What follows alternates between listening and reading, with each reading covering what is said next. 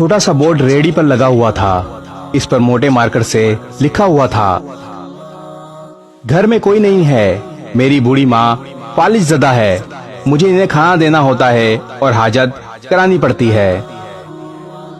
अगर आप जल्दी में हैं तो अपनी मर्जी से फ्रूट तोल लें और पैसे कोने पर रेगजीन के गत्ते के नीचे रख दीजिए। साथ ही रेट भी लगे हुए हैं। अगर आपके पास पैसे ना हो तो मेरी तरफ से ले लेना, इजाजत है। मैंने इधर उधर देखा और पास पड़े तराजू में 2 किलो सेब तोले और दर्जन केले लेकर एक शॉपर में डाल लिए। प्राइस लिस्ट से कीमत देखी, पैसे निकाले और बताई हुई जगह पर पैसे रख दिए। फ्रूट का शॉपर उठाकर अपने घर आ गया। शाम को जब मेरा वहां से गुजर हुआ तो देखा एक आदमी रेहड़ी को धक्का लगाकर बस जाने ही वाला था। मुझे देखकर मुस्कुराया और बोला, साहब फल तो खत्म हो गया। नाम पूछा तो बोला, खादिम हुसैन। फिर हम सामने वाले ढाबे पर बैठ गए। चाय आई, कहने लगा, पिछले 3 साल से अम्मा बिस्तर पर है, फालिज भी हो गया है, मेरे कोई बाल बच्चे नहीं, बीवी का भी इंतकाल हो गया है, सिर्फ मैं हूँ और मेरी अम्मा। अम्मा की देखभाल करने वाला कोई नहीं है, इसलिए मुझे हर वक्त अम्मा का ख्याल रखना पड़ता है। एक दिन मैंने अम्मा के पांव दबाते हुए बड़ी नरमी से कहा, अम्मा तेरी तीमारदारी का तो बड़ा जी करता है, पर जेब में कुछ नहीं है और तू मुझे कमरे से हिलने नहीं देती। कहती है तू जाता है तो जी घबराता है, तू ही बता मैं क्या करूं। मैंने कहा, अम्मा कमाऊंगा नहीं तो दवा और खाना कहाँ से लाऊंगा, अब क्या गैब से खाना उतरेगा।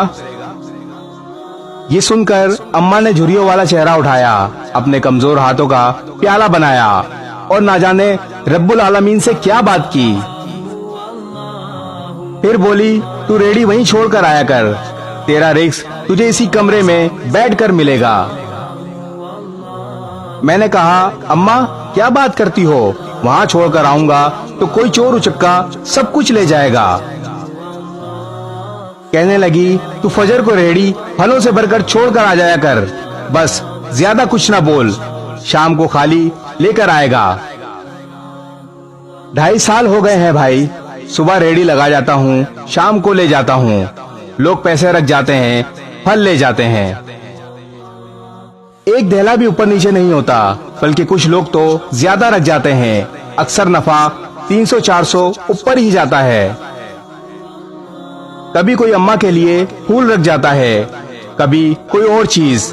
परसों एक बच्ची पुलाव रख गई, नोट लिख कर गई, अम्मा के लिए है। एक डॉक्टर का गुजर हुआ, वो अपना कार्ड छोड़ गया, पुष्प पर लिख गया, अम्मा की तबीयत ना संभले तो मुझे फोन करना, मैं घर से पिक कर लूंगा। किसी हाजी साहब का गुजर हुआ तो वो अजवा खजूर का पैकेट छोड़ गए। कोई शॉपिंग करके गुजरा तो अम्मा के लिए सूट रख गया। रोजाना ऐसा कुछ ना कुछ मेरे रिस्क के साथ मौजूद होता है, ना अम्मा हिलने देती है, ना अल्लाह रुकने देता है।